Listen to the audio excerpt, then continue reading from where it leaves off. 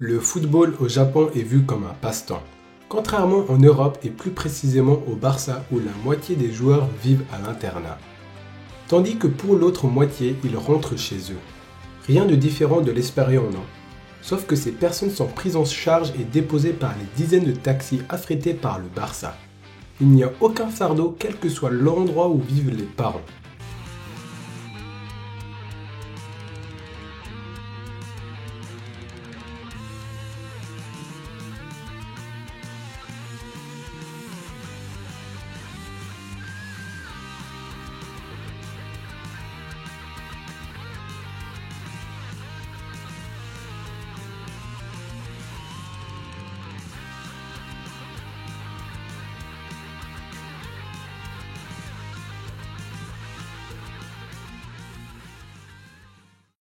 Les joueurs de la Masia qui sont prometteurs reçoivent des traitements de faveur car ils sont une valeur marchande non négligeable pour le club.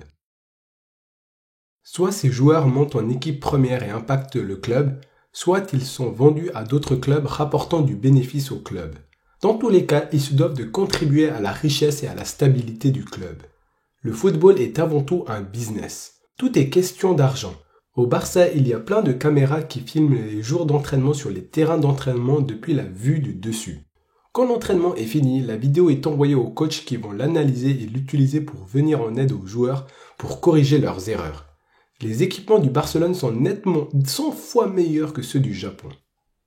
Tout le staff du Barça fait tout ce qu'il peut pour augmenter la valeur marchande des joueurs, qu'importe leur âge ou leur origine. Dès l'instant où un joueur rejoint le club, il fait partie intégrante du marché du football. Les joueurs se doivent de répondre à cet effort et leur sont redevables.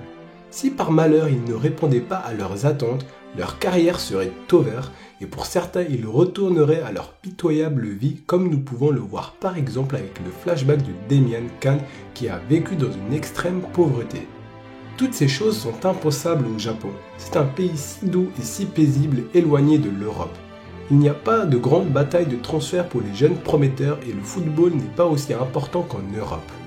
En revanche, cela ne va sûrement pas durer car le Japon n'a pas encore construit de fondation stable, mais le Japon a pour modèle l'Europe. La différence de niveau entre les deux clubs est immense. On a une sorte de monologue d'une voix off qui montre que l'environnement et la mentalité des deux clubs est différente. Les Japonais ont depuis toujours été cajolés et surprotégés à l'instar des Catalans jetés en pâture dans la nature, faisant face à l'adversité tous les jours et repoussant par la même occasion leurs limites. Le foot, c'est toute leur vie. Si on leur enlève, ils n'y survivraient pas sans. Tandis que les Japonais sont nés dans un pays où tout est à leur portée. Ils ne sont là que parce qu'ils ont choisi le foot. S'ils échouent, ils se diront « Pas grave, j'aurai une autre chance ». C'est pourquoi ils ne seront jamais capables de concurrencer l'Europe et vivront en tant que vassaux des rois. On voit dans ce chapitre aussi au début les oiseaux. Ils sont souvent utilisés pour représenter les joueurs avec une bonne vision. Souvent c'est pour Ashito, comme lors de la détection, face à Tokyo Vance et face à Musashino, ou encore face à Aomori Seiran, où on a eu l'affrontement entre deux oiseaux, Ashito et Kitaro Ren. Est-ce que c'était une prémonition sur Ashito que l'auteur nous a teasé ? Va-t-il utiliser une tactique en rapport avec sa vision dans le prochain chapitre ?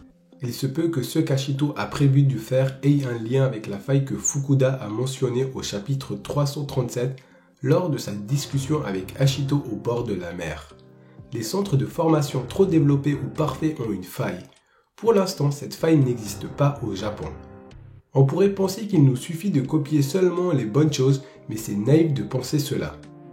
Lors de l'Alcas Cup, nous pourrons nous confronter directement au monde. Les qualités et les défauts, tu seras aux premières loges. C'est l'avantage des tournois internationaux. Pour moi, la faille que je verrai au Barça, c'est la pression de répondre aux attentes des dirigeants catalans. Tout le monde veut se mettre en avant. Du coup, ils ont plus tendance à faire des erreurs.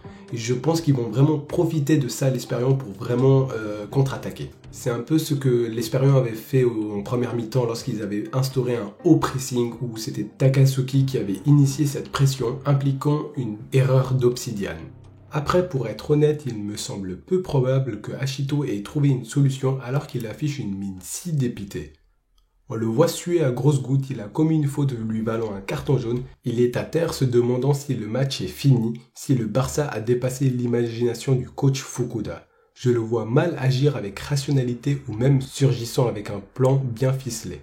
Il est alors logique de penser que ce qu'Ashito transmet à Akutsu n'était pas sa tactique mais celle de Fukuda, comme le laisse suggérer sa conversation avec Nozomi et le reste du staff. Il y aura par conséquent un ajustement, sauf que les joueurs ne sont pas en état pour les mettre en place et c'est pourquoi Ashito aurait transmis les consignes de Fukuda au capitaine de l'équipe, c'est-à-dire Akutsu. On le voit pointer du doigt l'avant. Je vois deux possibilités dans ce cas. La première est qu'Akutsu marque individuellement Demian, restreignant énormément la palette offensive du Barça. La deuxième, qui est plus probable, serait qu'Akutsu monte vers l'avant et que Yuma se décale vers le côté, que Rindo sort et que Takeshima rentre. En vrai, je ne vous cache pas qu'il est tellement difficile de prédire ce qu'il va se passer dans Aohashi, contrairement à Blue Lock où les schémas se répètent constamment. Donc écrivez dans les commentaires vos théories sur la suite du match. Je suis très impatient de les lire.